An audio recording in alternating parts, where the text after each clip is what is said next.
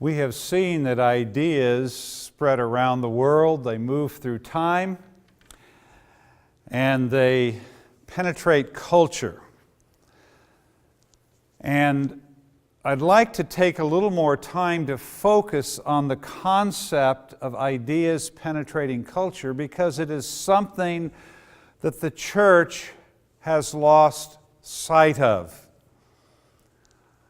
I mentioned that ideas usually are spawned in universities or perhaps monasteries where people spend their lives wrestling with critical questions and issues. And they move from there to the filmmakers and songwriters, the poets. And then from there, they have an impact on the professionals. And the professionals then create institutions that surround our lives, the laws, the structures, the institutions that frame the society in which we live. Someone said to me the other day, reflecting on a consumer society, they said, we are being consumed by consumerism. Consumerism is part of our lives. It's part of the structure, part of the fabric of our lives. And we love spending money. But do we realize that what this society is doing is consuming us? It's consuming our hearts, our souls. It's consuming our health. So we live within the framework of these structures and institutions of society, and we don't even know what's happening to us.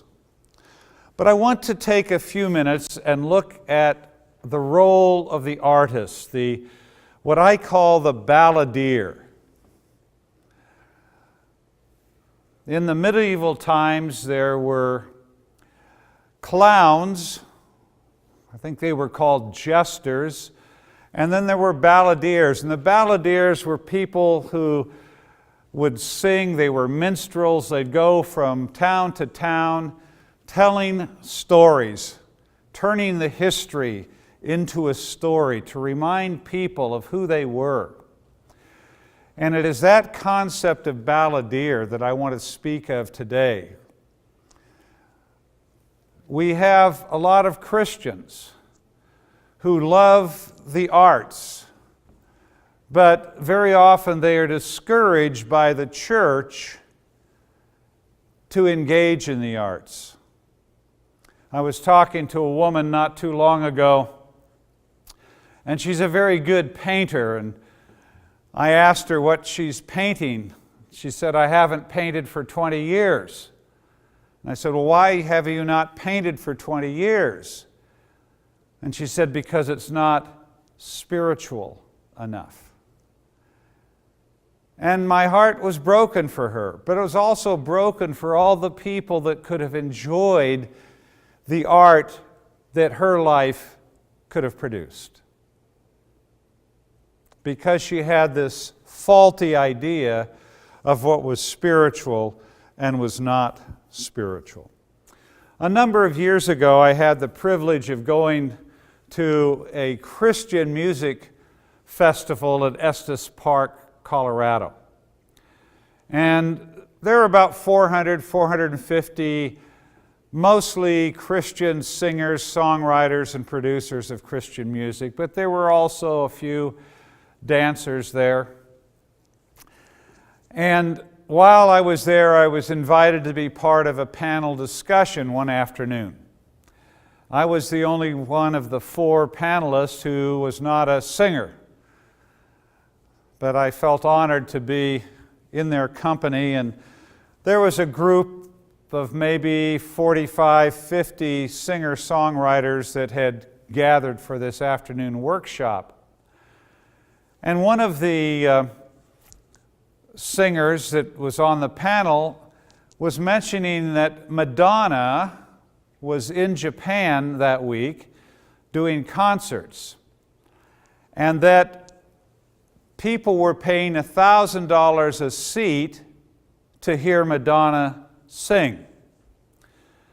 And that was his point, the amount of money that Madonna was making. But when it was my turn to speak, I picked up on the theme of Madonna being in Japan, and I asked this group of singers and songwriters, what is Madonna doing in Japan? And they looked at me with this, that's a stupid question, kind of a look. And after a moment, someone said, she's doing concerts. And I said, yeah, she's doing concerts, but what is she doing in Japan? And somebody else said, she's entertaining the Japanese. And I said, yes, she's entertaining the Japanese. But what is Madonna doing in Japan? And somebody said, she's making a lot of money. And I said, at $1,000 a seat, she's making a lot of money. But what is Madonna doing in Japan? And they had no other answers. And I said, she's discipling a nation. And you should have seen their jaws dropped. They had never had that thought before. And how tragic this is, because our task as a church is to disciple nations. And one of the greatest gifts that can be used for discipling nations is that of the arts. And here were all these Christian singers that didn't even have a clue. Most Christian music artists are busy entertaining the church. And they could be using their gifts to disciple their nations. I was sharing these things at a leadership training in South Africa a number of years ago. It was one of those rich experiences where there were 150 young leaders from 50 different countries. What a privilege it is to be in that kind of an environment of both leaders but also the diversity of backgrounds. And as I got to this point in the session, the people that had invited me to come to South Africa came up to the platform and said, "Darrow, you need to sit down." So I went and sat down, and as soon as I sat down, a young woman stood up, and she had tears running down her cheeks. And she said, "I love to write music. I have a drawer full of music at home, but I never sing it, I never play it, because my pastor said that music is of the devil." She said, "For the first time in my Christian life, I've heard a Christian leader say that perhaps God had gifted me for a purpose, and maybe He wants me to use my gifts to disciple my nation." And she sat down, and a young man stood up. And he said, "I come from a nation that the world considers backwards. And my nation, we treat women very poorly." He said, "When I go home, I want to begin to write ballads about the glorious things in my nation. And I want to begin to write songs about the dignity of women to see if I can change the way women are perceived in my society." And he sat down. And another young leader stood up, and another and another. For 45 minutes this went on. And at the end of 45 minutes, there were no other young people that wanted to stand. And so we brought up, I think there were about 35 young people. We brought them up to the stage. We had everyone else stand. and raise our hands over them and pray for the releasing of their gifts to the arts. It was a remarkable time. The Greek philosopher Plato said, "Give me the songs of the nation, and it matters not who writes its laws." What did Plato understand? Plato understood that music shapes culture, and culture is upstream from economics and politics. Give me the songs of a nation, and it doesn't matter who writes its laws. We're seeing this all over the world today. I don't know how many of you have seen the famous Kiss. A couple of years ago, Madonna and Britney Spears did a concert, a global concert, and at the end of a song, they did a French kiss. Do you think this was planned? It most certainly was. They, as artists, were making a statement to the young people of the world that there's no difference between a man and a woman kissing and two women kissing. They were at that concert discipling nations. And today, what do we see happening all over the world? We see government after government seeking to redefine the laws of marriage, to make marriage between any consenting adults, not just a male and female. And I look as I travel to South America, as I travel to Africa, these nations in all their poverty, why are their parliaments, why are their congresses spending so much time creating these laws? Because the culture has shifted.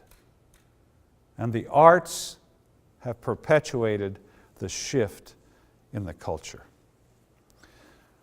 I love going to a YWAM base in Puerto Rico. I go there every year, and I love going there for two reasons. One, they understand the importance of worldview and they take it very seriously. And the other, they attract a lot of young people who are artists, poets, songwriters, singers. And a few years ago, I was there teaching, and one of them asked me, they said, "Darryl, we understand you're writing a book on the plight of women." And I said, "Yes." And they said, "Well, would you give us a session while you're here about the book?" And I said, "Sure." And that night, I taught on the maternal heart of God. And while I was in the middle of teaching this subject, I noticed that the women were beginning to cry. They'd never heard anything like this before, and they'd never heard anything like this from a man before. And after a little bit, the men started crying because they were hearing the broken hearts of their sisters. The leader of the base, the YWAM base, came up and led a 45-minute time of repentance, and it was really an incredible evening. But the next year when I came back for my week of teaching again, one of the first things that happened, I had two poets come up to me at separate times, but each poets, and they wanted to share with me some of the poems they had written during the year about the dignity of women. And then I had another one of the guys come up, and he's a budding young filmmaker, and he said, "Darryl, after you left, we wrote a screenplay on the issue of the dignity of women." And they wrote the screenplay, they acted, produced, and directed this 45-minute movie. They'd never made a movie before in their lives. but they wanted to become balladeers to speak prophetically to their culture. And then after that, another young man came up and he said, "Darrow, since you were here last, we've written an original song album, 11 songs, and the music for 11 songs, all on the dignity of women. And these were not songs for the church. One of the titles of one of the songs was, 'There's no condom for the soul.' You can have a condom for your body, but not for your soul." So these young people took this album and they toured all over Puerto Rico sharing these songs. And then they went to Colombia and toured Colombia sharing these songs. They had captured, their imagination had captured the idea of becoming balladeers for the kingdom of God. We need to encourage young Christian men and women who love the arts and are gifted in the arts to begin to speak prophetically to the culture. And we need to encourage pastors. When the church is healthy, she is the wellspring of the arts for a nation. And right now the church is not very much involved in the arts. Maybe if it's religious art, religious songs, yes, but in terms of shaping the music and the culture, we're not even in the game. So we need to encourage pastors and young Christians to begin to engage in the culture with the arts. I'd like you to talk or to reflect around this idea. I mentioned that culture is upstream from economics and politics. And what does this mean for Christians? And what are the implications of this as you look at your own culture and the political and economic processes that are going on today?